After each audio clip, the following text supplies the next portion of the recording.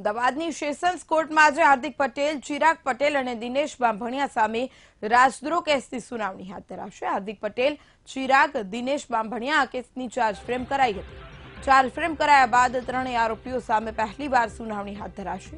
પાટીદાર અનામત આંદોલન સમયે હાર્દિક અને તેના સાથીદારો સામે કેસ દાખલ થયો હતો। સેશન્સ કોર્ટમાં આજે સુનાવણી હાથ ધરાશે। ત્યારે વધુ વિગત લઈને મારી સાથે સંવાદદાતા દિવ્યા જોડાઈ ગયા છે। દિવ્યા, હાલ શું અપડેટ અને આજે કઈ સુનાવણી હાથ ધરવામાં આવશે?